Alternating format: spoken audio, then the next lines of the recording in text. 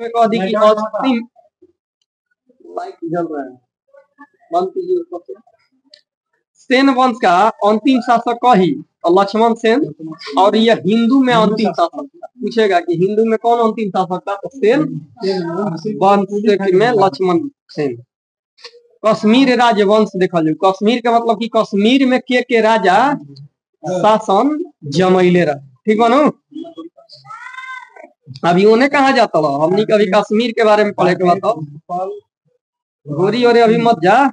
हाँ आगे देखो, कहता कि कश्मीर के राजवंश माने कश्मीर में अब शासन के चलैले रहे। इन्हें तो पढ़ रही कि ना भाई हमें मध्य में के शासन चलैलस, उत्तर में के शासन चलैलस, दक्षिण में के शासन चलैलस, लेकिन अब उत्तर में कश्मीर और के शासन चलैले बा, एकरा बारे में हमनी के जान लिया।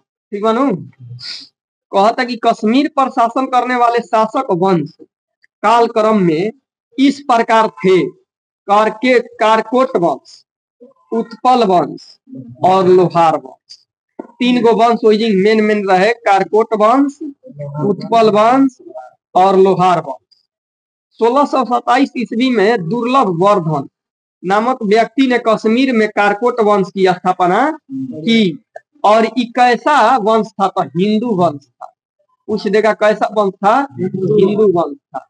ये राजा हरि सिंह भी रहन, जब देश हमनी के आजाद होत रहे तो वो हिंदुए शासक रहे, हिंदू, लेकिन जनसंख्या मुस्लिम के ज्यादा रहे।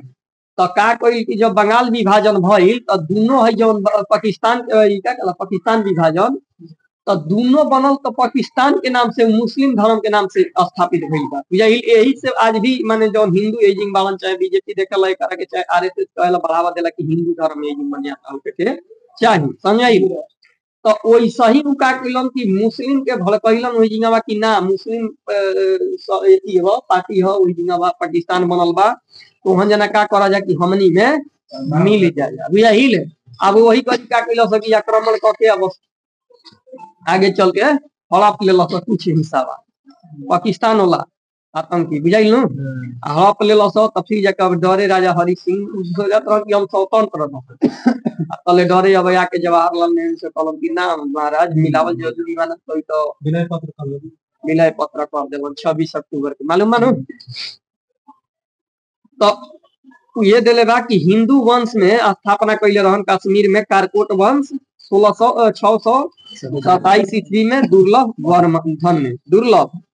वर्धन ने हेनसांग ने उसके शासन काल में कश्मीर की यात्रा की। हेनसांग कहाँ की यात्रा की, कश्मीर की यात्रा की। देखो वही घड़ी आइले रहे 629 में आई रहे आ 645 में एजिंग से गोई रहे नु। तो कहे के मतलब कि ई रहल बा, तो देखो चारू ओर मंजले बा, कहले रही नु कि उन्हें दक्षिण में भी चल भी रहे, फिर जाके गुजरात में भी चल भी रहे, हर्षवर्धन के भी साथ रहे, और देखो कश्मीर में भी पहुंचल बा ना। तो हेनसांग चारू ओर घूमल रहे। कह रहा है क्वेश्चन कि कारकोट वंश का सबसे शक्तिशाली राजा ललितादित्य मुक्ता पीड था। ललितादित्य मुक्ता पीड था। कश्मीर का मारतंड मंदिर का निर्माण ललितादित्य मुक्तापिंड के द्वारा करवाया गया था। मारतंड मंदिर एक है कश्मीर में, उसका निर्माण किसने करवाया, ललितादित्य मुक्तापिंड ने। कहे कि शक्तिशाली राजा रहे तो अपने को हिंदू खातिर मंदिर बनाए। कारकोट वंश के बाद उत्पल वंश का शासन हुआ। कारकोट वंश के बाद उत्पल वंश आया। उत्पल वंश आया। इस वंश का संस्थापक अवंती वर्मन था। कौन, अवंती वर्मन। अवंती वर्मन नामक नगर की स्थापना अवंती वर्मन ने ही की थी। अपना नाम पे एगो नगर बसा दिया, किसने, अवंती वर्मन। अवंती वर्मन की अभियंता, अभियंता माने इंजीनियर हो, इंजीनियर करे कि अवंती वर्मन के अभियंता माने इंजीनियर सू ने सिंचाई के लिए नहरों का निर्माण करवाया था। मैंने समझा कि नहर खातिर इंजीनियर रहे, ये का कइलस, नहर के निर्माण करैलस। उन्हें कश्मीर में पहाड़ी इलाका बा, उन्हें देखला जल्दी नहर उहर ना बन पाएगा, मानू ज्यादा कॉस्ट भी आगला ना। तो सू ने सिंचाई के लिए नहरों का निर्माण करवाया, करा टिक मार लगे। कह दी कि अवंती बर्मन के अभियंता यानी इंजीनियर सु ने सिंचाई के लिए नहरों का निर्माण करवाया। सूर्य ना पढ़ता नहीं ना सूर्य। अरे कि 980 ईस्वी में उत्पल वंश की रानी दीधा दीधा एक महत्वाकांक्षिणी शासिका हुई। महत्वाकांक्षिणी शासिका हुई माने इहो एक तरह से झांसी के रानी बनली। कहाँ बा 980 में कश्मीर की तरफ। उत्पल वंश के बाद कश्मीर पर लोहार वंश का शासन हुआ। लोहार वंश का संस्थापक संग्राम राज था। संग्राम राज के बाद अनंत राजा हुआ। इसकी पत्नी सूर्यमती ने प्रशासन को सुधारने में उसकी सहायता की। देखो संग्राम राज के जब शासन चला लोहार वंश के जी तो उनके बाद अनंत राजा अलन। ठीक है उनकरे अनंत राजा के पत्नी रही सूर्यमती। इसने प्रशासनिक व्यवस्था को सुधारने का काम किया। ठीक है प्रशासनिक व्यवस्था ही मत समझिएगा कि पुलिस उलिस होला ना। प्रशासनिक व्यवस्था डीएम आवेला। डीएम का मतलब होला कि ढांचा पे जो जिला के बाटे कि चेंज करे के बा, कैसे नियम बनावे के बा, कैसे का करे के बा, कैसे चलावे के बा। बुझाइलू अभी भूमि के लेके भई रहे एनिया देखले राजा एक बार भूमि के लेके फॉर्म भरात रहे फिर डबल फिर दोबारा फॉर्म भरात रहे। हाँ सर्वे वाला तो ई भूमि सर्वे वाला कहीं कहीं देखबन तो बक्सर जिला रे का भई रहे कि अब की बार माने फॉर्म निकल जौन दोबारा भराई हलो आ हमनी के रोहतास जिला रे देखल कि 2 बार फॉर्म भराई एक बार पहले भी भराई रहे फिर एने आई रहे बीच में आई रहे नु कागज तो उहे हमार जी से जौन माने फूफा बाड़े तो उ कहलन कि गांव आई रहन तो कहत उन्हों कि मिंटू ई पहला बार भरा था ई ओरिजिनल हो। तो हम कहनी कि नहीं वो घड़ी पहले ही भराई है। तो कहतन बे कहां भराई है तो तू नहीं ख जानो तो अब बहस का करबो बानू जेकरा जतना जानकारी रहेला तना उ बोलेला तो उनकरा लागल कि माने हम ज्यादा जानतनी ई नहीं खन जानत कि कहां भराई बा हमनी और भराइले नहीं खे। लेकिन जब फिर हम सासाराम आईनी हो दिन ना तो फिर शाम के फोन कइलन कहतन कि मिंटू तू सही कहत पाता कईनी हनु तो तोहन जना और फार्म भराई रहे आ हमनी और फार्म ना भराई रहे। ये से हमारा बुझाइल कि ई ओरिजिनल फार्म हो घरी ओरिजिनल ना भराई रहे कनी वो ओरिजिनल रहे। जब सरकार आदेश देले बिया ते मतलब ओरिजिनल बा। लेकिन हो सकता हम कहनी कि हो सकता कि डीएम के आदेश के ऊपर होई वही एने के डीएम पास कर देले हुई ओने के डीएम जौन बक्सर जिला के दल पास ना कइले हुई मालूम हो घरी तो फॉर्म ना आइली तो जना हो रे तो उहे हो जाला जानकारी बस जानकारी जेकरा ना रहला तो उ मान तनी उ सोची कि हम ही सही बोलत तानी तू सोचबा कि हम ही सही बने तू में लागेला कि हम महान बानी तो उ महान बानी हो जाला कि ना हो जाला तो इहे हो जाला। हमारा घरे सिखावत तवन जा बैठ ले सुन ले का कहत तवन उहो पढ़ल लिखल हम कहनी ठीक बा वो पढ़ल लिखल वाला तो हम कौन बुर्बक थोड़ी बानी हम जामा कइले में तो हमरा पता बाटे कहो। हाँ ई नया मान तनी कि कुछ में फॉल्ट लागल होई फिर दोबारा कॉलेज फिर से भर जांच करे ला कि तू 1 डिसमिल बढ़ाइले वाला कि 2 डिसमिल बढ़ाइले वाला बार बार फॉर्म आवत या जांच होती है तब बुझाई कि स्पष्ट होई कि ना तू सही रिपोर्ट हमारा के दे तलो कि गलत भइल बा। हो सकेला कि एक बार कोई डालेला तो गलतियों आ सकेला रिपोर्ट आ सकेला ना। आगे देखा जाए कह रहे क्वेश्चन कि लोहार वंश का शासक हर्ष विद्वान कवि लोहार वंश का शासक हर्ष विद्वान कवि और कई भाषाओं का ज्ञाता था। देखो 2 गो हर्ष रहन जा एगो हर्षवर्धन के नाम से वर्धन वंश जौन पुष्य भूति रहे वंश थानेश्वर में राजधानी रहे बतैली कि कनौज जाके लास्ट में स्थापित अपन राजधानी कैलन।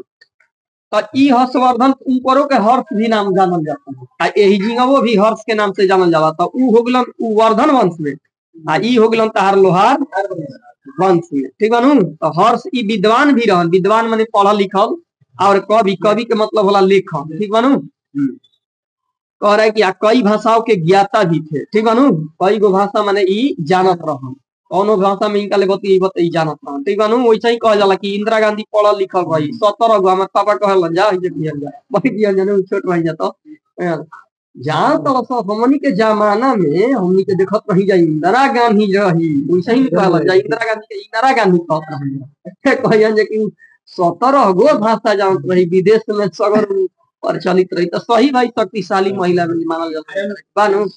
लेकिन आगे चल के 1971 से 75 के बीच कहीं अपने आप के एथी में आगुली तो मिनी संविधान जौन हो 84 में तब मिनी संविधान के स्थापना कैली देखले रह जाए कैले रही नु उनकर 42वां संविधान संशोधन जौन 1976 में भई रहे तो ये तना संशोधन संविधान में कर देले रही कि ओकरा के मिनी संविधान माने छोटा संविधान के नाम से जानल जाला बुझाइल।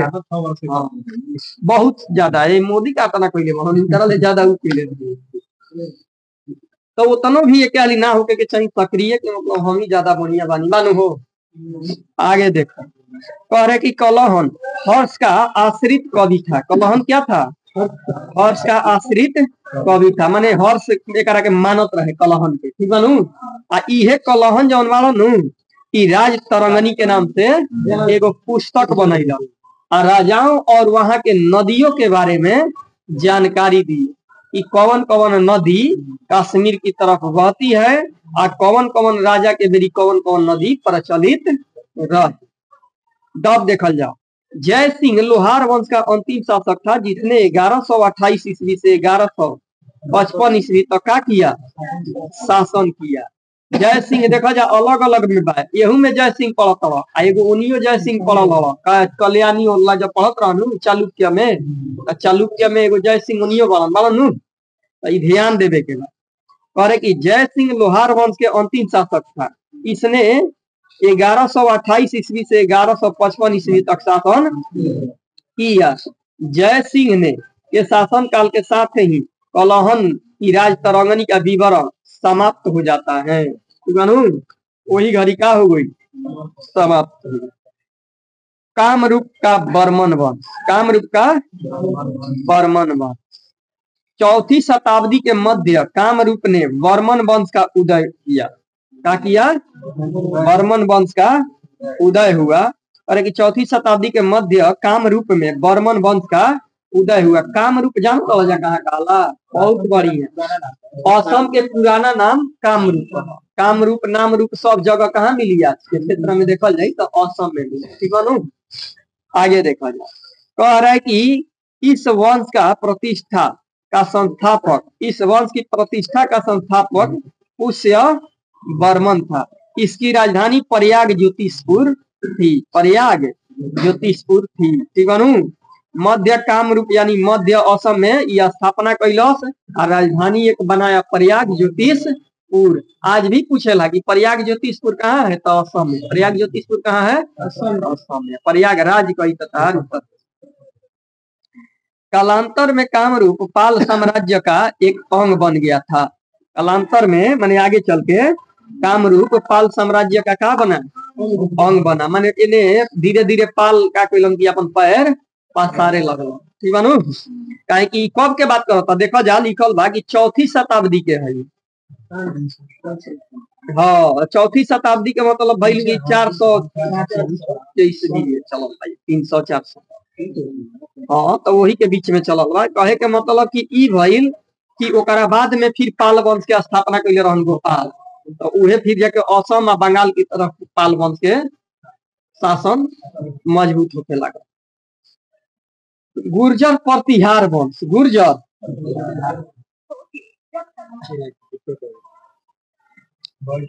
गुर्जर प्रतिहार वंश मालवा का शासक नागभट्ट प्रथम गुर्जर प्रतिहार वंश का क्या था संस्थापक था। तो गुर्जर ई वंश कह दी कि कहाँ निवास करी थी तो मालवा यानी मध्य प्रदेश में ठीक है।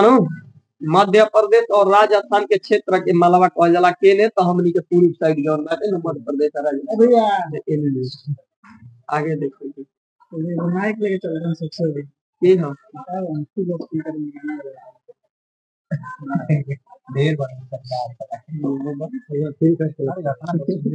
मालवा का शासक नागभट्ट प्रथम गुर्जर प्रतिहार वंश का संस्थापक था। नागभट्ट द्वितीय को राष्ट्रकूट गोविंद तृतीय ने हराया। ये गरीना 3 गो भाई रहे त्रिजुगवा तो उहे त्रिपक्षीय संघर्ष तो वही में गोविंद तृतीय ही इनका जना करैले रहे तो मालवा में ये रहना घट दीजिए ऊपर के हरैले ठीक मानू। आगे देखा जाए कह रहा है कि प्रतिहार वंश का सर्वाधिक शक्तिशाली एवं प्रतापी राजा मिहिर भोज था। प्रतिहार वंश का सबसे शक्तिशाली और प्रतापी राजा कौन था? मिहिर भोज था। इसने अपनी राजधानी कनौज बनाई थी। कहाँ? कनौज बनाई थी। वह विष्णु भक्त था। उसने विष्णु के समान में आदि वराह की उपाधि ग्रहण की।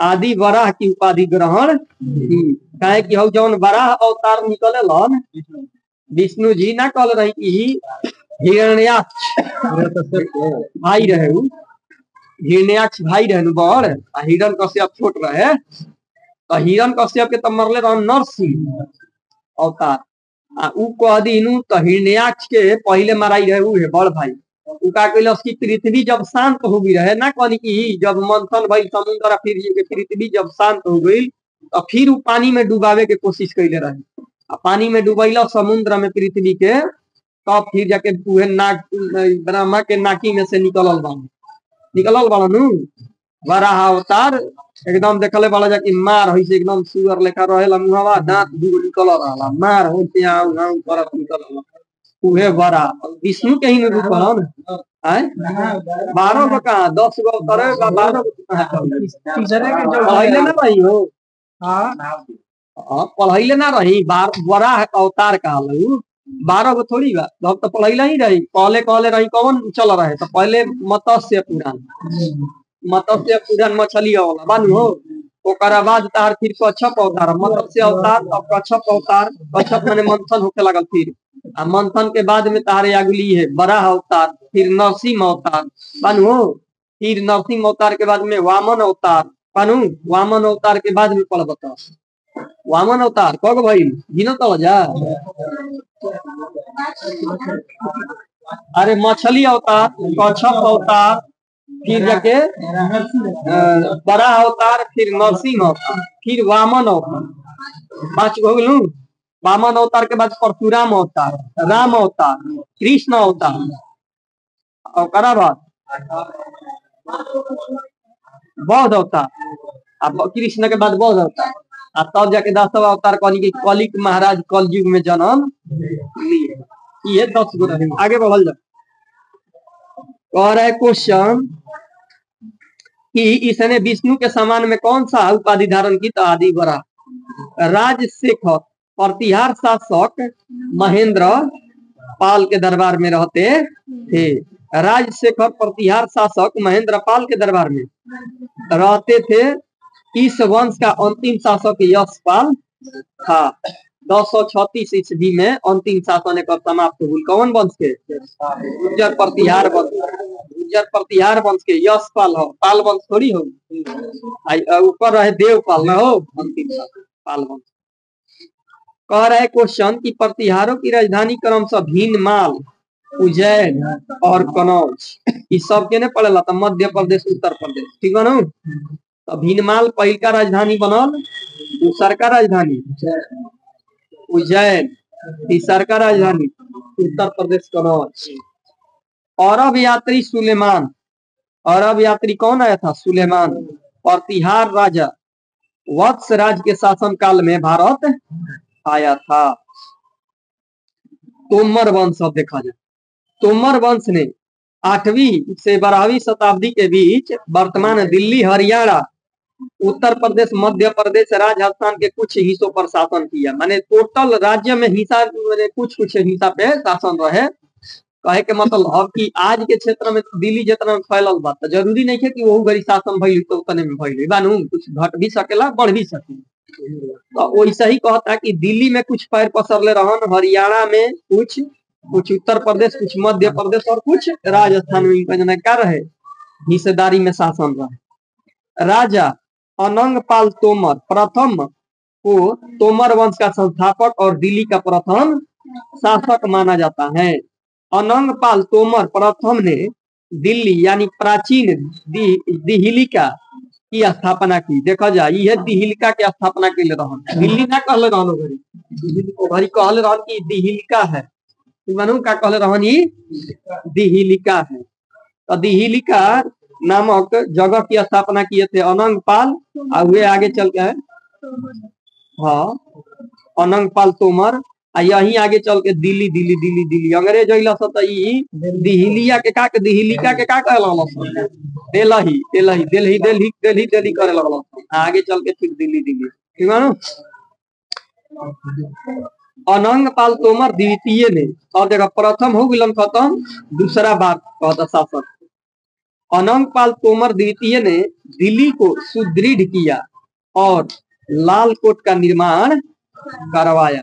क्या किया ये? दिल्ली को सुदृढ़ किया, सुदृढ़ मैंने बढ़िया से व्यवस्था किया और लाल कोट का निर्माण करवाया। 12वीं शताब्दी में चौहान वंश का शासक पृथ्वीराज चौहान ने दिल्ली पर अधिकार कर लिया। देखो ये 8वीं से लेके 12वीं शताब्दी तक ई शासन चलल बा तोमर वंश के। एकरा पे अधिकार कही के कइले रहे दिल्ली पे पृथ्वीराज चौहान। ये पृथ्वीराज चौहान तराइन के पहला युद्ध और दूसरा युद्ध मोहम्मद गोरी संगे लड़ा 1191 और 1192। पहिलका में पृथ्वीराज चौहान जीत गया था और दूसरा में पृथ्वीराज चौहान हार गया, और वही में उसकी हत्या कर दी किसने? मोहम्मद गौरी ने, और बस वही जगह में चौहान वंश के का हो गई। कह रहा है क्वेश्चन कि गढ़वाल वंश यानी राठौर राजवंश, गढ़वाल वंश का संस्थापक चंद्र देव, इसकी राजधानी बनारस थी। गढ़वाल वंश की संस्थापक कह देगा तो चंद्रदेव था, इसकी राजधानी वाराणसी थी। इस वंश का सर्वाधिक शक्तिशाली राजा गोविंद चंद्र था। सबसे मजबूत में कौन वंश शासक रहे? गोविंद चंद्र। इसका मंत्री लक्ष्मीधर शास्त्रों का प्रकांड पंडित था, माने शास्त्र के बढ़िया जानकार रहे, ठीक है ना। जिसने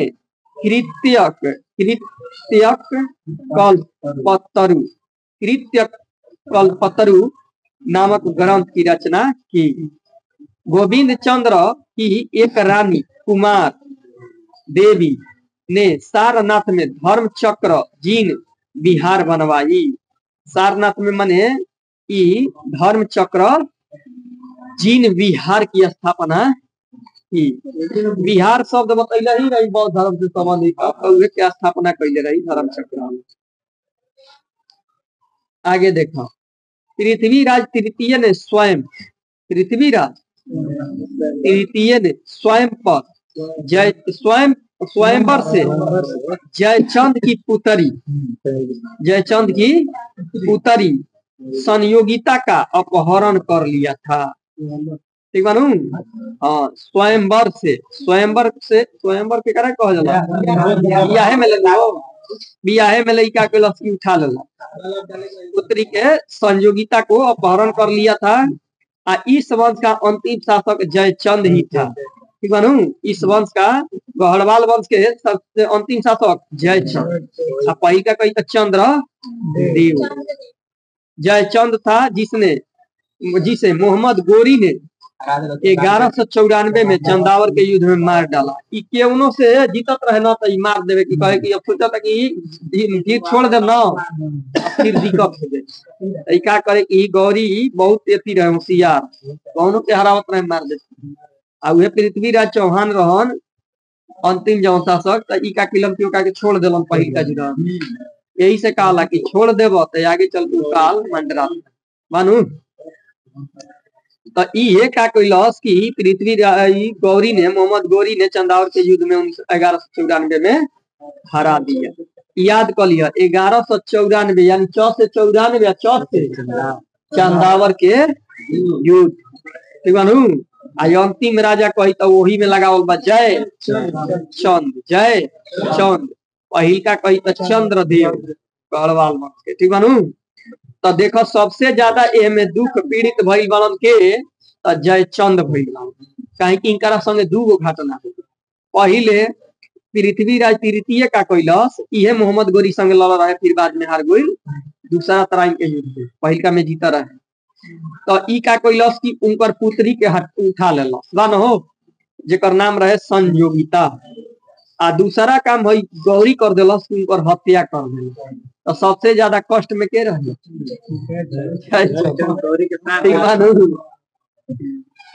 आगे देखो चौहान वंश एकरे के चहमान वंश भी कहल जाला। का कहल जाला एकरा के? चहमान वंश भी कहल जाला। चौहान वंश का संस्थापक वासुदेव था। क्या था? वासुदेव था। इस वंश की प्रारंभिक राजधानी अहिछत्र थी। कहाँ थी? अहिछत्र थी। बाद में अजय राज द्वितीय ने अजमेर नगर की स्थापना की और उसे राजधानी बनाया। पहिल का चौहान वंश के राजधानी रहे अहिछत्र। बाद में अजय राज पहिल का एक और कदी चौहान वंश के संस्थापक वासुदेव। आई कौरव वंश के भी बतैले रही संस्थापक वासुदेव हनु। एगो कवना वंश के तो अंतिम शासक बतैले रही वासुदेव। 3 गो रहे, ठीक है नु। तो वासुदेव ध्यान रखिया जा कि चौहान वंश का अंतिम शासक वासुदेव था। प्रारंभिक प्रथम शासक नु संस्थापक और प्रारंभिक राजधानी ई बनैलस अहिछत्र। बाद में इसकी राजधानी अजय राज द्वितीय ने अपन नाम पे अजय के नाम से अजमेर बनाया। का बनैलस? अजमेर, जवन कहाँ पड़ेगा? राजस्थान। और उससे राजधानी भी बनाया। नगर की स्थापना करके वही के राजधानी बनेगा। इस वंश का सबसे शक्तिशाली शासक और रोड राज के पुत्र विग्रह राज चतुर्थ विशल देव 1153 से लेके 1163 यानी लगभग 10-11 साल हुआ। इस वंश का सबसे शक्तिशाली राजा क्या बनल? अरोड़ राज के पुत्र विग्रह राज चतुर्थ विशल देव हुआ, जिसने हरि केली नामक संस्कृत नाटक की रचना की। सोमदेव विग्रह राज चतुर्थ के राज कवि थे। इन्होंने ललित विग्रह राज नामक नाटक की शुरुआत की, मैंने लिखल ललित विग्रह राज नाटक विग्रह राज के नाम पर इसने लिखा था सोमदेव। 2.5 दिन का झोपड़ा नामक मस्जिद शुरू में विग्रह राज चतुर्थ द्वारा निर्मित एक विद्यालय था, जहां पर पढ़ाई की जाती थी। यह 2.5 दिन के झोपड़ा को मस्जिद के रूप में परिवर्तन किया था कुतुबुद्दीन ऐबक। राजस्थान में बा अजमेर, हाँ अजमेर में, अजमेर राजस्थान। तो 2.5 दिन के झोपड़ा पूछे लाइए कि पहले क्या था? विद्यालय था, उसमें पढ़ाई होती थी। और बाद में क्या किया कि कुतुबुद्दीन ऐबक ने इसको मस्जिद बना दी। विग्रह राज चतुर्थ इसका स्थापना किए थे। पृथ्वीराज तृतीय इस वंश का अंतिम शासक था। चौहाने वंश के चौहान वंश के पृथ्वीराज चौहान एक के पृथ्वीराज चौहान तृतीय के नाम से जानल जाला। यही चंद्र वरदाई पृथ्वीराज तृतीय का राज कवि था, जिसने पृथ्वीराज रासो माने जेवना के मेरी जवन कवि रहन ओकरा बारे में लिखल है। तो पृथ्वीराज रासो के नाम से कहे लगी। पुस्तक किसने लिखी थी? चंद्रवर दाई ने। आगे देखो रणथंबोर के जैन मंदिर का शिखर पृथ्वीराज तृतीय ने बनवाया। हाँ, रणथंबोर के जैन मंदिर का शिखर किसने बनवाया था? पृथ्वीराज तृतीय ने बनवाया था। तराइन का युद्ध 1191 जिसे पृथ्वीराज तृतीय की विजय और गौरी की हार हुई, लेकिन दूसरा में उल्टा हो गई। गौरी की विजय हो गई, पृथ्वीराज तृतीय की हार हो गई। यही घड़ी के मार दिलस, कहानी खत्म। अब परमार वंश में आओ, ठीक है नु? परमार वंश देखा जा कैसे कैसे बा। फिर से ऊपर तनिका खाली देख लो जा। देखो गुर्जर प्रतिहार वंश कही तो चल रहे उत्तर प्रदेश मध्य प्रदेश में। पढ़ल हला ध्यान पे आई नु कि कहाँ शासन बन रहे। तोमर वंश कही तो दिल्ली हरियाणा उत्तर प्रदेश मध्य प्रदेश राजस्थान के क्षेत्र और थोड़ा बहुत फैलल रही, ठीक है नु? ओकरा बाद गहड़वाल पढ़ल हो तो गहड़वाल में मार दिया राजस्थान में। ये तार हो गई बानू। हाँ दिल्ली में राजस्थान में फैला है। ओकरा बाद कह दी कि गढ़वाल, गढ़वाल वंश कहनी न हो दिल्ली में थोड़ी, गढ़वाल वंश कही तो पहल की राजधानी एक कहाँ रहे तो बनारस रहे, बनारस। गढ़वाल वंश बनारस। चौहान वंश कही तब जाके मारे के पड़ी कहाँ बता रहा है, अजमेर राजस्थान। हाँ ई चौहान वंश कही तो तार कहाँ बा राजस्थान में बा पनपल बा। ठीक बा नु, अलग अलग सब अलग अलग याद है। ऐसे ही नोट्स भी बना लिया। चेर कहाँ रहा केरल में, पांड्य कहाँ रहा तो दक्षिण तमिलनाडु में, चोल कहाँ रहा तो आंध्र प्रदेश तमिलनाडु में, लेकिन आधुनिक चोल कहाँ बसल तो दक्षिण भारत में मानो। तो ऐसा ही धीरे धीरे अपन सब याद रखनी।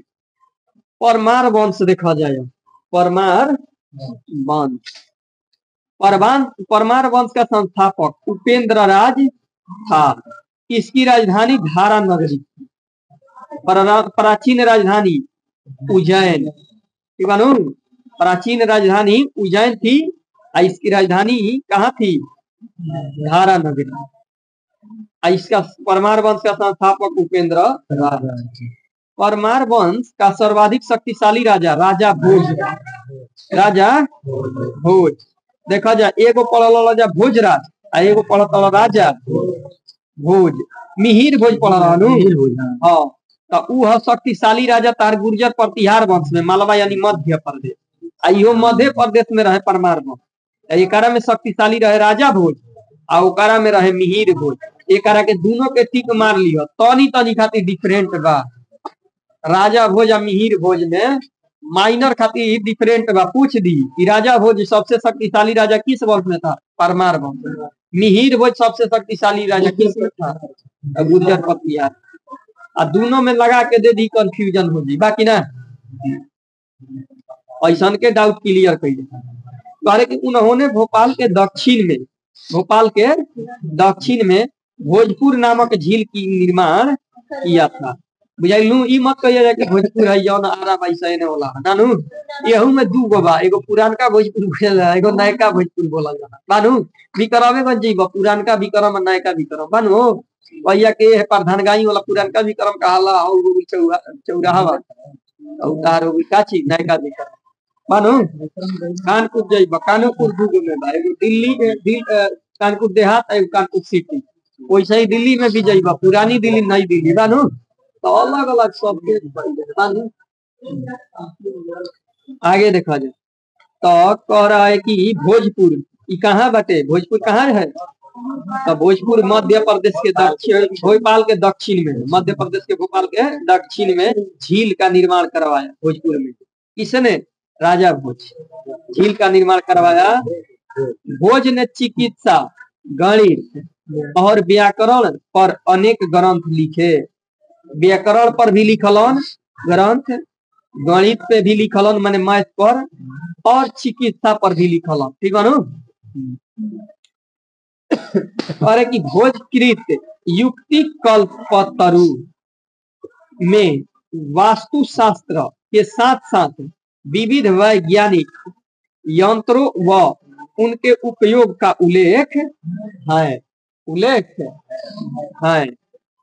कह रहे कि नए सधीय चरित्र के लेखक, नए सधीय चरित्र के लेखक श्री हर्ष और प्रबंध चिंतामणि के लेखक में रुतुल थे। कह देगा कि नए सधीय चरित्र के लेखक श्री हर्ष, एक के टिक मार लिया। हर्ष 3 गो मिल गई तारा क्वेश्चन बानू, ये कंफ्यूज ना होके के चाहिए। क्वेश्चन टिक मार लिया।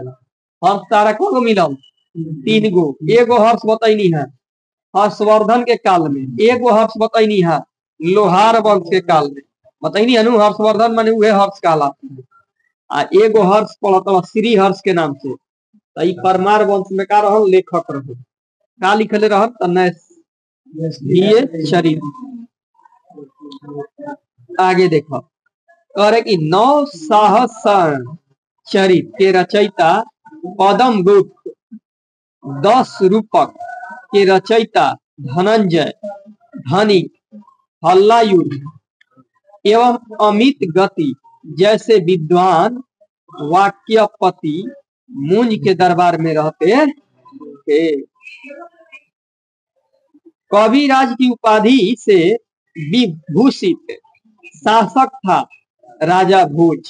कविराज की उपाधि धारण कैले रह के राजा भोज ने अपनी राजधानी में सरस्वती मंदिर का निर्माण करवाया। आगे टिक मार दिया जाए, बहुत बढ़िया। सरस्वती मंदिर देखा ये एगो बा शासक बनवैले बानू हो राजा भोज ने। ठीक, आगे देखा जाए।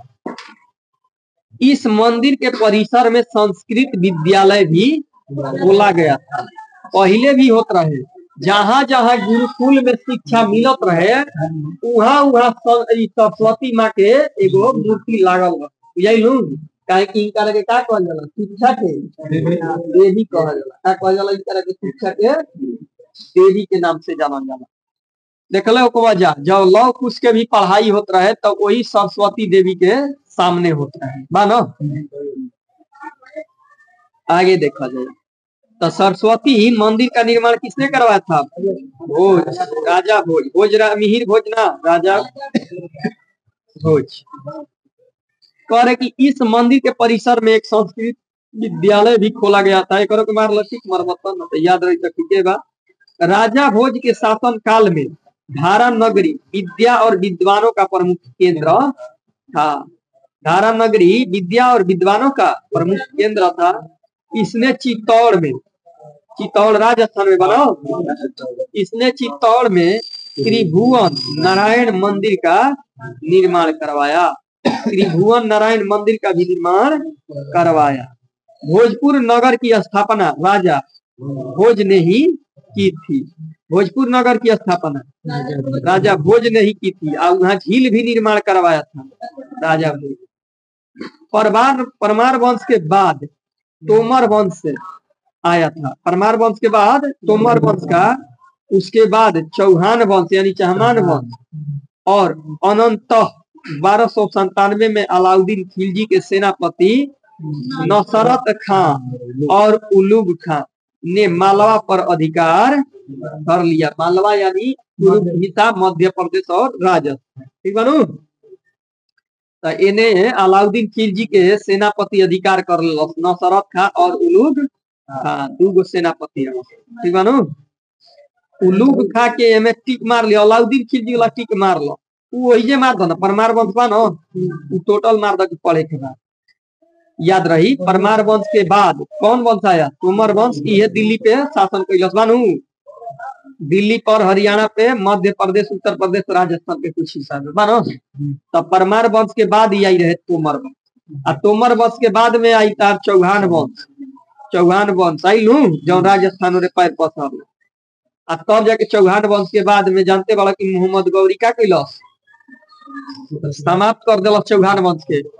आगे चल के थोड़ा बहुत टुकात रह तो फिर अलाउद्दीन खिलजी के जब आई काल आई रहे खिलजी वंश, तो खिलजी वंश में ई शासन पूरी तरह से का हो गई, मालवा समाप्त हो गई। इन्हें खिलजी वंश चालू हो गई। अब ये से हम उलूग खा हमें टिक मरवाई है ना उलूग खा से कि आगे तो जना के मिली कि उलूग खा के नाम से कौन जाना जाता था, उलूग खा की उपाधि किसने धारण की थी। बुझाइल। आगे पढ़ावल तब मिली कि दूगो बालन, एगो उलूग खा बलवन के देला उपाधि है, एगो मोहम्मद बिन तुगलक के शायद नाम है, उलूग खा के नाम से जाना जाता है। ई है सेनापति उलूग खा के। माने उलूग खा 3 गो रहन जा ना बताइनी है कि एगो बलवन उपाधि धारण किया था शायद उलूग खा के। आगे पढ़ाई एगो उलूग खा नाम रहे छोट पके मोहम्मद बिन तुगलक के शायद। एगो उलूग खा तार मिला ताटे सेनापति के करल देख लो जानू। यही से एकरा के टिक मरवाई है कि उलूग खा तारे में का बा इंपॉर्टेंट। चंदेल वंश काल से पढ़ लिया जाए। चंदेल तब सोलंकी गुजरात के चालुक्य शासक जौन बालन ई कुल चला दिया। तब ई खत्म हो जी, काल खत्म हो जी, तब मध्यकालीन हमनी के आगे पढ़ल जाई। ठीक है मध्य कालीन पढ़ब। सल्तनत हमनी के फिर पढ़े के बानू हो। हाँ सल्तनत पढ़ब खिलजी वंश में होइए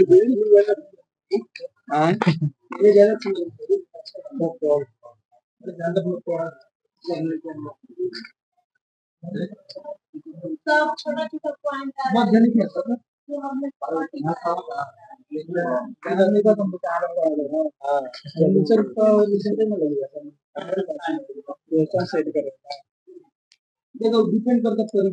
देखा जाए तो दिले में कहता कि गयासुद्दीन के बाद मोहम्मद बिन तुगलक, सुना जा, गयासुद्दीन के बाद उलूग खा या जूना खा मोहम्मद बिन तुगलक के नाम से 1325 ईस्वी में दिल्ली के सिंहासन पर बैठा था। हाँ जागलू एगो हमारा बुझा था कि ऊ है उलूग था बलवान लोधी वंश में बन गो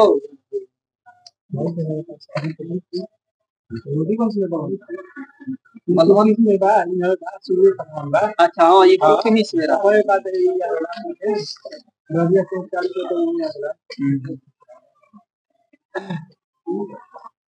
फिनिश चालू 1210 सही बा 26 में चालू कर दिया तो करवा देगा तो उठा के आगे फिर हो जाला।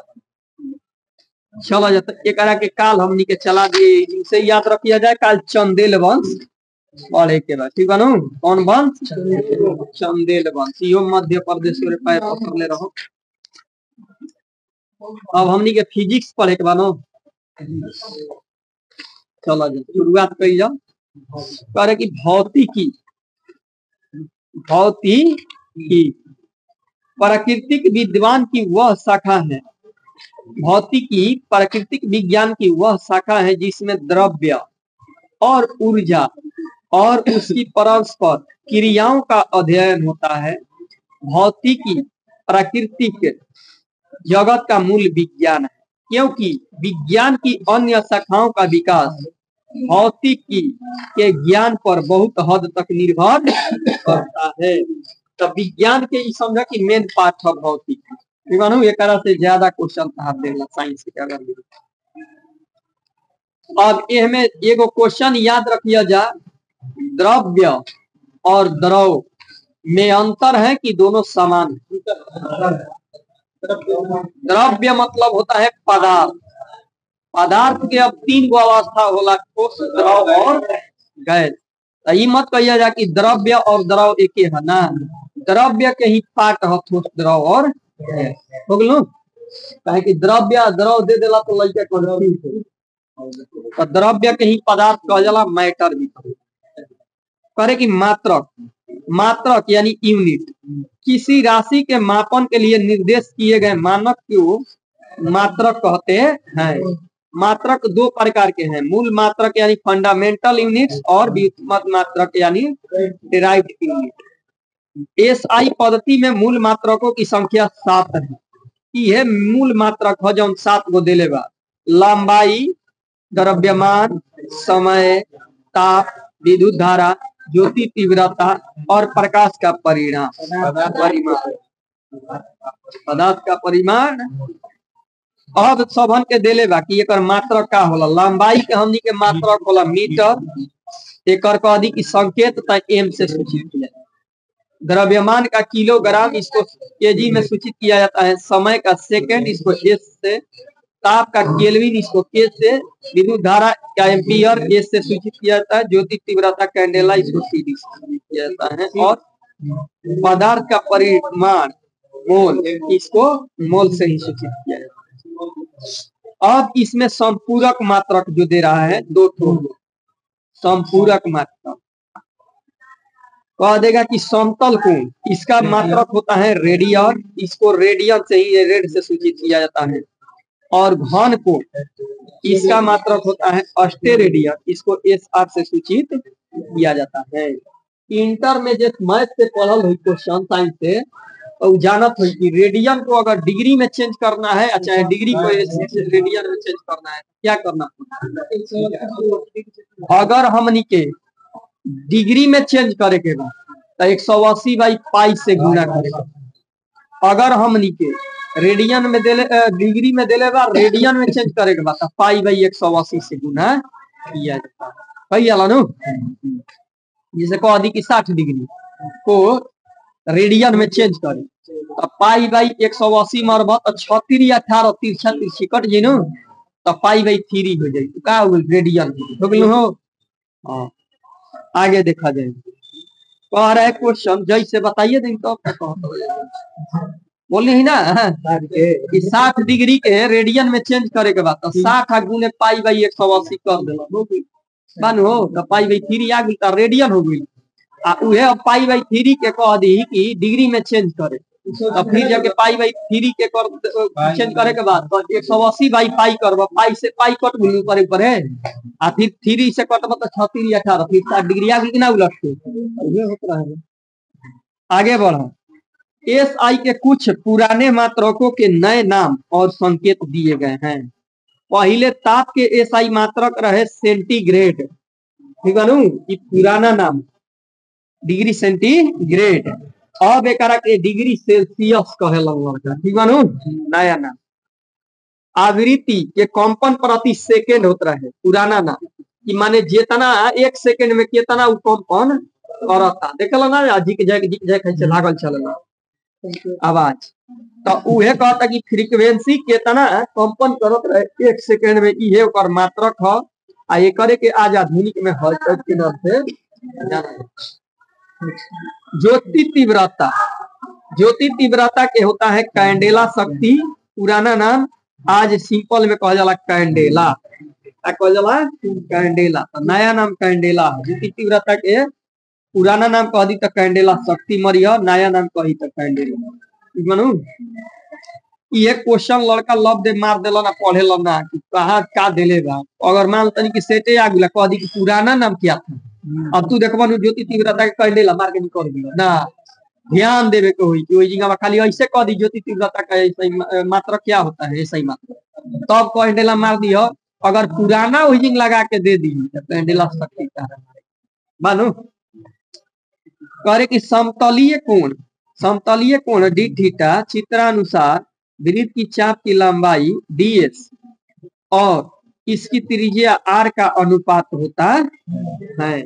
यह डी थीटा बराबर ds बाई r रेडियन और फिगर में दिखाया गया डी थीटा के करा के मन लेबा कोणवा के मन लेबा नु हमें और त्रिज्या हो गई तार आ दूरिया जौन बाटे चाप के और तार ds हो गई अब कहता कि ठोस कोण के बारे में समतलीय कोण रहे समतलीय कोण ठीक है ना। अब ठोस कोण कह रहा है क्वेश्चन कि ठोस कोण के डी आई करे का कह जाला ओम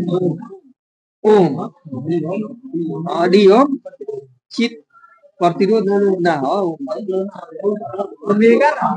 ओमेगा के नाम से जान ली हो कह रहे कि डी ओमेगा चित्रानुसार शीर्ष ओ को केंद्र की भांति प्रयुक्त करके उसके परितः निर्मित गोलीय पृष्ठ के अवरोधन क्षेत्र डीए माने हो गई एरिया ए माने एरिया होला ठीक है ना एरिया माने क्षेत्रफल और त्रिज्या आर के वर्ग के अनुपात होता है यानी डी ओमेगा बराबर डी ए क्षेत्रफल बटा में आर स्क्वायर।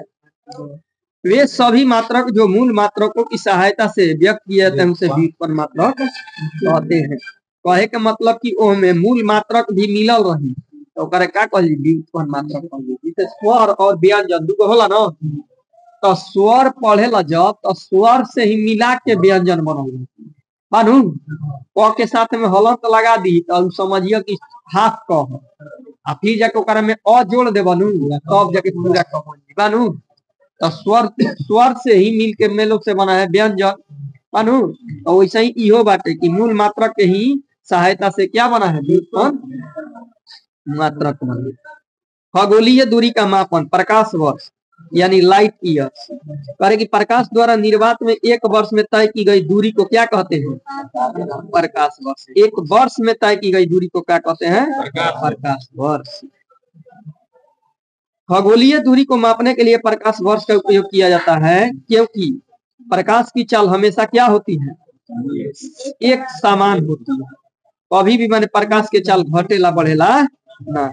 प्रकाश की वर्ष एक प्रकाश वर्ष बराबर 9.46 गुने 10 के पावर 15 मीटर आयो किलोमीटर में कहीं तो 3 गो जीरो का हो जाए कम 9.46 गुने 10 के पावर 12 पृथ्वी और सूर्य की अंति की औसत दूरी प्रकाश वर्ष के संदर्भ में प्रकाश वर्ष का केवल 8.311 है। कहता कि पृथ्वी और सूर्य की औसत दूरी एवरेज दूरी प्रकाश वर्ष के संदर्भ में प्रकाश वर्ष का केवल 8.311 है। खगोलीय इकाई पृथ्वी और सूर्य के बीच की मध्य दूरी को खगोलीय इकाई कहते हैं। ये आई रहे सेटावा में बोलने रहे कि अंदर से कि सतह से, केंद्र से कि सतह से, तो वह अंदर माने केंद्र, तो इस सतह से कहला, का कहला एकरा के सतह से कहला, ठीक है ना। कह रहे कि खगोलीय मात्रक होता है 1.46 गुने 10 के पावर 11 मीटर या 1.5 गुने 10 के पावर 11 मीटर। तुहे माने देखो 1.49 देले बा ना, तो 1.49 के मान लो कि 4 के जगह यहाँ पे 5 बन जाला नु।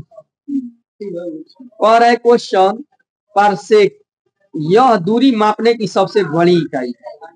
पर एक पारसेक बराबर 3.26 प्रकाश वर्ष और बराबर 3.08 गुने 10 के पावर 16 मीटर होता है। ये याद कर लेनी हो तो मार देबो 12-15 लेकिन हकारा के याद रखनी मीटर होला, ठीक बानू। 3.08 गुने 10 के पावर 16 मीटर। पूछ दी पारसेक वाला मार देबो तू प्रकाश वर्ष, बाकी ना हो 15-16 में कंफ्यूज हो जीबो तू। याद रखे के होई 16 मीटर हो जाई त 9.46 वाला हो आ उ हटे 3.08 मानो। बॉल का सीजीएस प्रतीक में क्या कहते हैं डाइन, एसआई मात्रक होता है न्यूटन। 1 न्यूटन बराबर 10 के पावर 5 डाइन। 5 गो डाइन मिलइबा त एगो का बनी न्यूटन बनी। कह रहा है क्वेश्चन 10 के पावर 5, ठीक है ना। 10 के पावर 5 डाइन कहता है माने 10 गो गुना में करके।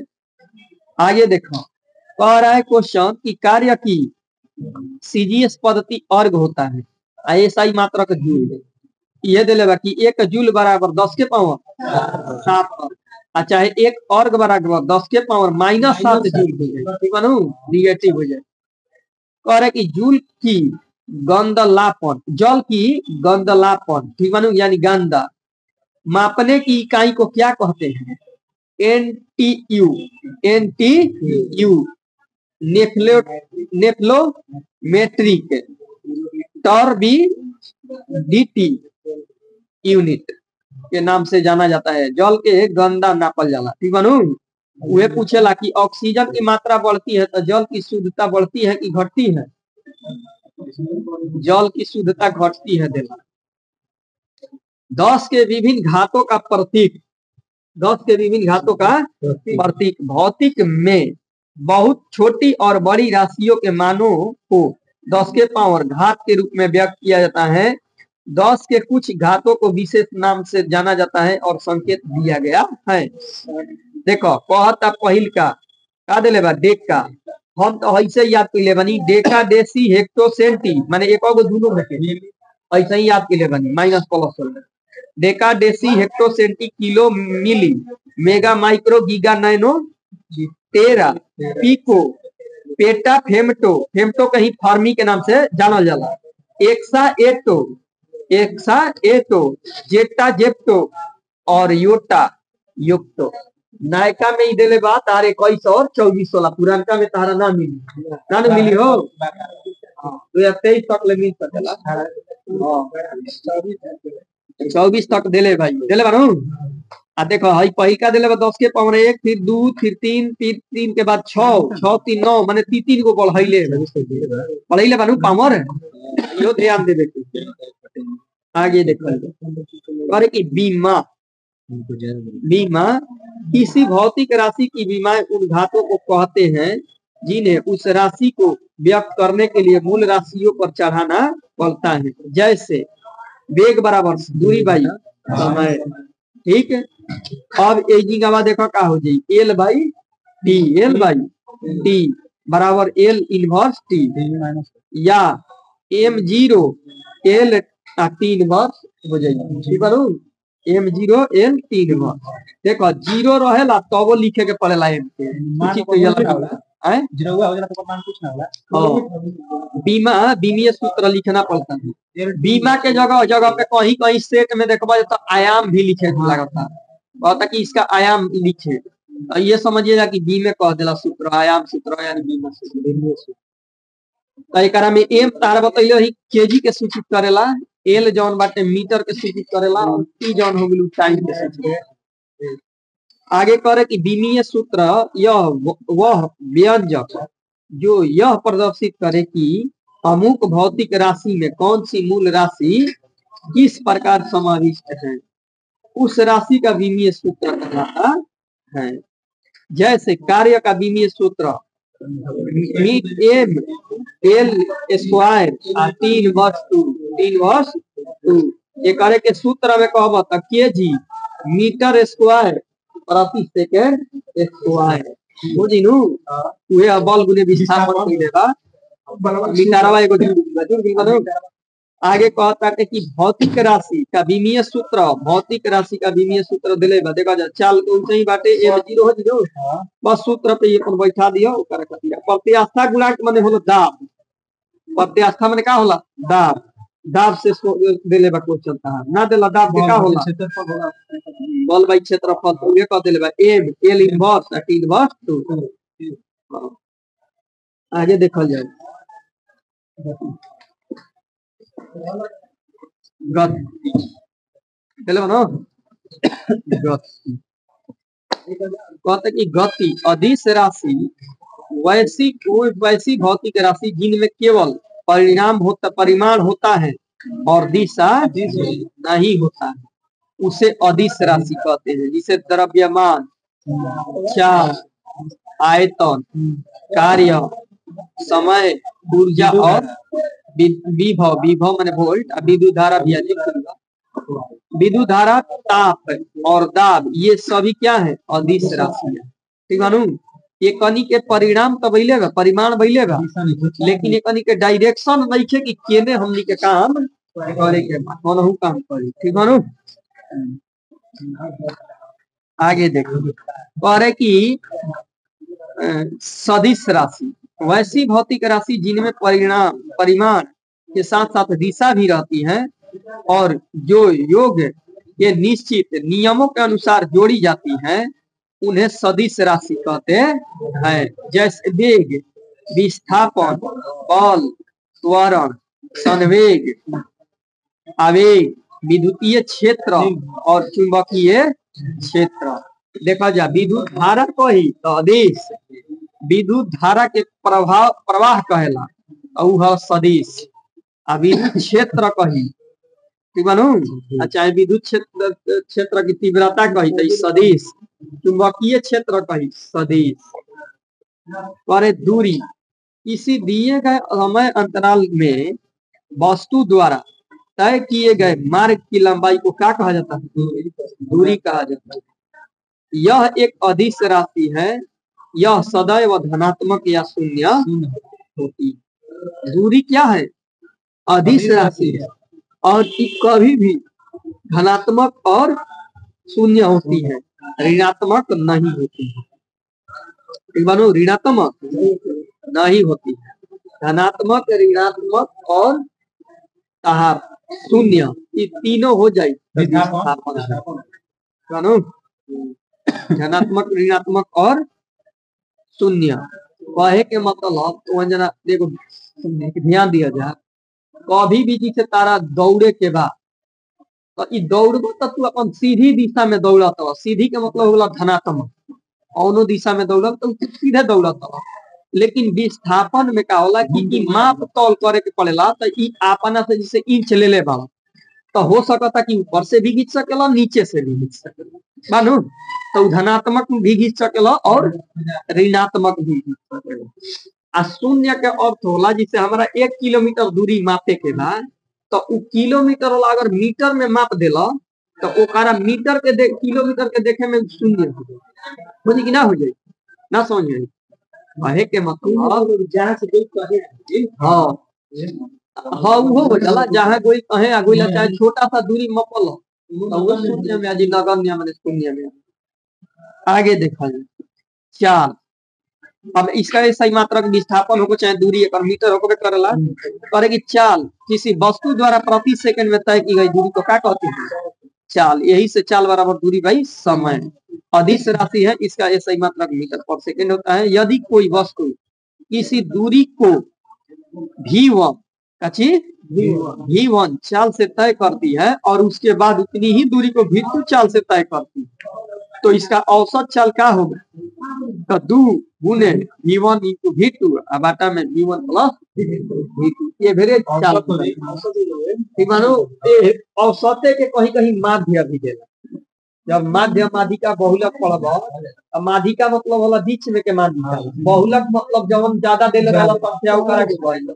माध्य का मतलब होला सबन के जोड़ के जितना संख्या बा उतना से भागा, तो करे के औसत भी कहल जाला ना। माध्य यानी औसत। तो ई कहत ताटे कि मान तनी कि हम सुनिया जाए यही जिन से डिहरी कोई नहीं, हम मान तनी कि 20 किलोमीटर पर घंटा की चाल ओने से लौटनी हम 30 किलोमीटर पर घंटा की चाल से, तो 20 गुना 30 वाला जौन बा ओकरा के अब एवरेज चाल कही कि दोनों के बराबर चलता। तो उहे देले बा 2 गुने 20 गुने 30 बाटा में 2 प्लस 20 गुने 20 प्लस 30 हो गेलो। और एक क्वेश्चन कि वही दिया है आगे वाला देखा जाएगा। जब वस्तु अपनी यात्रा के आधी समय में v1 चाल से तय करता है और शेष आधी समय में v2 चाल से तय करता है, तब औसत यात्रा का हो जाती है। तो दोनों जोड़ के बाटा में वह के मतलब कि डिहरी जाता नहीं, लेकिन हम मानते हैं कि डिहरी 20 किलोमीटर बा ना, तभी डिहरी 20 किलोमीटर बा तो एक बार का कोई 4 के स्पीड से कोई नहीं 10 किलोमीटर, फिर जाके 4 के 5 के स्पीड धले दी 10 किलोमीटर, तो दोनों 10 और 5 दोनों जोड़ दिया या बाटा में ठीक एवरेज चाल निकल गई। वेग किसी वस्तु के विस्थापन की दर को क्या कहा जाता है? वेग या निश्चित एक दिशा में प्रति सेकंड द्वारा तय की वस्तु द्वारा तय की गई दूरी को वेग कहते हैं। निश्चित माने फिक्स दिशा में बना हो, यही से यही विस्थापन कहा जाला कि विस्थापन भाई समय। यह सदिश राशि है, इसका मात्रक मीटर पर सेकंड होता है। आगे दिया है त्वरण। करे कि किसी वस्तु के वेग में परिवर्तन की दर को क्या कहते हैं? त्वरण कहते हैं। यह एक सदिश राशि है, इसका एसआई मात्रक मीटर पर सेकंड स्क्वायर होता है। यदि समय के साथ वस्तु का वेग घटता है तो त्वरण क्या होगा? ऋणात्मक होगा। इसे क्या कहा जाता है? मंदन कहा जाता है। क्या कहा जाला हो? मंदन के नाम से जाना जाता है, ऋणात्मक। वेग एक समान होने से त्वरण का मान क्या हो जाता है? शून्य हो जाता है। ठीक बानू, इनसे जना के बताओ यही से मान तनी कि तारा जाए के बाटे आ रहा, ठीक बानू 100 किलोमीटर पड़ी दो, 100 किलोमीटर जाइब चाहे ओट हो चाहे मत हो, से मतलब हमारा नहीं। हमार 10 किलोमीटर के स्पीड से हम चलत लगाता एकदम कहाँ तक चल नियारा था 10 किलोमीटर की स्पीड से, तो ओकरा में त्वरण जब होला जेकरा कहल जाला एक्सीलरेटर, तो उ एक्सीलरेटर समान रहे ना समझ में आई ले। तो बताई मोटरसाइकिल के एक्सीलरेटर देखले बड़ा उहे है, बस कुछ है ना। एक्सीलरेटर जे तने एकदम लेवल में चलत हो, देखबा 4 लाइन पे एक्सीलरेटर उतना ही लेवल में रही तो एक स्पीड से गाड़ी कारका होता है चलत रहला, जहां हुई कर देला आगे तो और स्पीड हली नु हो। कहे के मतलब एक्सीलरेटर अगर एक्सीलरेटर सिंपल में समझो ना, एक्सीलरेटर तहार बरोबर रही तो गाड़ी एवरेज के हिसाब से चलत रही, ठीक बा नु। हां तनी सा एने ओने ना हुई, बस 10 किलोमीटर पर घंटा से चलत है 70 की स्पीड से, तो 70 की स्पीड से चली। आ जहां वोट आदमी देखेला खाल देखेला तो ई न तैसे एक्सीलरेटर में डाल हो जाला नु, तो एक्सीलरेटर घटा के लगल। तो कहे के मतलब कि यह है कि वेग जब समान रही यानी चाल तार समान जाता है, मान लो तो चाल समान दिया तो एक मतलब एक्सीलरेटर का बस शून्य बनू। अब सुनो क्या होगा, जब उहे का होला कि वेग बढ़ावल जाइए, धीरे धीरे धीरे धीरे बढ़ावत जीव, ठीक बा नु, तो ओहमे त्वरण के मान का हो जाला कि समान हो जाला। हाँ, त्वरण के मान का हो जाए, समान हो जाए। मान लो कुछ दूरी तय कोई नहीं तो 10 किलोमीटर स्पीड से, फिर कुछ दूरी कोई नहीं समय के अनुसार, जैसे मान लो कि 2 मिनट गई तो 10 के स्पीड से गई, फिर 2 मिनट गई तो 20 के स्पीड से गई, फिर 2 मिनट गई तो 30 के स्पीड गई, माने 10-10 किलोमीटर को बढ़ावत तो में एक्सीलेटर का हुई समान, क्या हुई एक्सीलेटर समान। बुझा गेलू। अब देखा जा प्रक्षेप्य गति कहता है, यानी प्रोजेक्टाइल मोशन। जब कोई पिंड एक ही समय में दो दूरी तय करता है, क्या करता है, दो दूरी तय करता है। जब कोई वस्तु एक ही समय में दो दूरी तय करता है, क्षैतिज और उगद्र, उगद्र माने होला का चीज, उदग्र माने उधर्वाधर माने खाड़ा। जब दो दूरी तय करता है तो पिंड का कि ऐसी इस गति को हम लोग प्रक्षेप्य गति कहते हैं।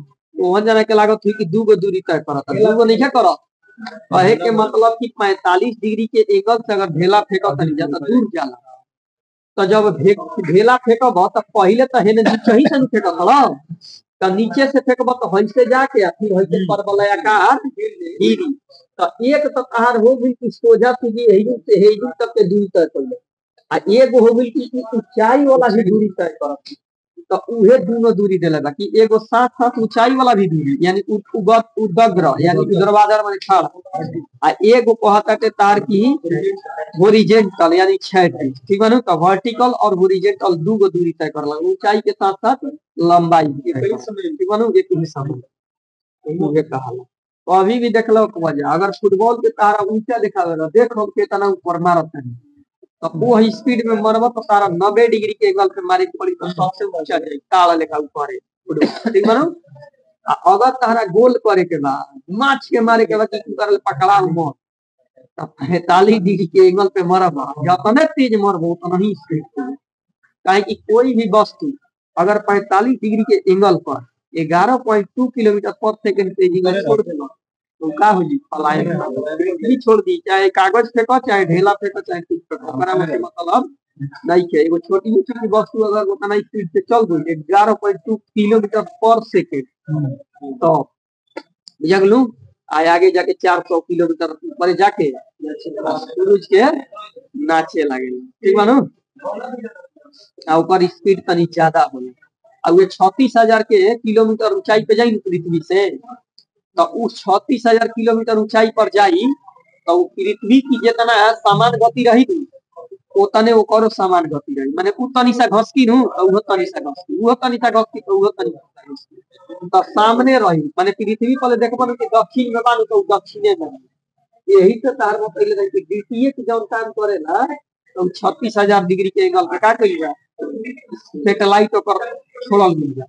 अब वही से तार के कनेक्ट करके देते रहना, तो कभी भी देखबो तो दक्षिण में से पहले बनानू तो दक्षिणे में तार पकड़ ले रही, मानू ना ये दक्षिण ऐसा कला दक्षिण पूर्व के कोना पे 45 डिग्री के एंगल पे जहां नीचे करबो तब सिग्नल भागी, जहां ऊपर भी करबो तब सिग्नल भागी, 45 डिग्री के एंगल पे मिला देबो परफेक्ट सिग्नल धाली। अब उ बताओ जैसे हइए माने मोबाइल बान भाई मोबाइल है तो हई तनी सा घुसकल तो इहो का करी तनी सा से घुसकल, ठीक बानू, तो चेहरा तो सेम सेम मिला था पृथ्वी के एक और बानू, तो यही से स्थिर रहला, ठीक बानू। एक तरह से कहला कि स्थिर हो गई बानू, जितना उ घूमता उतना ही आगे देखिएगा। वह तक क्वेश्चन कि इसमें पिंड के वेग का परिमाण एवं दिशा दोनों समय के साथ साथ बदलते रहते हैं। काहे कि देखा जाए समय के साथ साथ बदलते रहते हैं, काहे कि मतलब नीचे से थोड़ा बहुत स्पीड में कोई धीरे धीरे ऊपर स्पीड घटेला, जितने ऊंचाई पे जाला ना ओकर धीरे धीरे स्पीड घटेला, आ वही जगह जहां लास्ट ऊंचाई पे जाई वही जगह कुछ समय खातिर रुकेला, यानी शून्य हो जाए। देख लो वही दिन जाके अब रुक जाइए तब फिर जाके वही वाले फिर धीरे धीरे आइए, जब जब नीचे आई नू तब स्पीड ओकर का बढ़ते जाए, होला कि ना होला। हाँ हाँ आगे देखा जाए तो उहे होला, तो जना के अलग अलग सैटेलाइट छोड़ा नहीं बस हो ना, ओकरा के बहुत मेंटेन करे के पड़े। कि केतना के स्पीड से गोइल बा, केतना के स्पीड से गोइल उतरी। मान तनी कि हल्का बाटे सैटेलाइट भेजले वाला, कमजोर सैटेलाइट बा एक घुमाच के स्पीड से वही पे उतार देला, टकरा गेलो, टकरा जी तो सब कुछ उखाड़ दी बानू। बोला ना ऐसा कहता ना फेल मार देला, ब्लास्ट कर देला भाई ना रहा अभी रतिया वाला चीज के बनला ब्लास्ट कर दे जा गई ऐसे। अब देखा जाए क्या कहता कि इसके कारण पिंड एक समतल में वक्र पथ पर गति करता है और इस वक्र पथ को प्रक्षेप्य पथ कहते हैं। यह सदैव परवलयाकार होता है। धनुष से छूटा हुआ बाण इहो जाला जानते वाला 45 डिग्री पे समझ जाला ना। हवाई जहाज से गिराया गया बम, हवाई जहाज से गिराया गया बम, उसके बाद तोप से छोड़ा गया गोला आदि का मार्ग परवलयाकार होता है। ये सभी प्रक्षेप्य गति का क्या है उदाहरण। प्रक्षेप्य गति एक द्विविमीय गति, द्विविमीय गति है। एक समतल गति में, एक समतल में गति प्रक्षेप्य को अधिकतम दूरी तक फेंकने के लिए उसे क्षैतिज से 45 डिग्री के कोण पर क्या होना चाहिए, ऊपर की ओर प्रक्षेपित करना चाहिए। क्षैतिज दिशा में तय की गई दूरी को क्या कहा जाता है, परास। क्षैतिज माने हॉरिजॉन्टल, देखो हेजिंग से फेंकनी और पूरी के हेजिंग लगा के एकदम 45 डिग्री पे, तो हेजिंग से हेजिंग के जो न्यूनतम दूरियां भई वही चाहे अधिकतम दूरी का अधिकतम दूरी, तो एक तरह के क्या कहल जाए, परास कहल जाला। परास माने होला रेंज, परास माने रेंज। तो अंतिम रेंज और पहला रेंज दोनों क्या कहल जाला, अंतिम रेंज माइनस पहला रेंज बताओ परास यानी रेंज। अब कहता देखा जाए, कहता कि प्रक्षेप्य कोण थीटा डिग्री और या 90 माइनस थीटा दोनों के लिए क्षैतिज परास क्या होता है, समान होता है। थीटा रहो चाहे 90 माइनस थीटा रहो, दोनों का क्षैतिज परास क्या होगा, समान होगा। प्रक्षेप्य पथ के उच्चतम बिंदु पर वेग और त्वरण के बीच 90 डिग्री का कोण बनता है। प्रक्षेप्य के उच्चतम बिंदु पर वेग और त्वरण दोनों के बीच का कोण कितना बनता है, 90 डिग्री। और द्वितीय गति है जिनसे काल चला द्वितीय गति से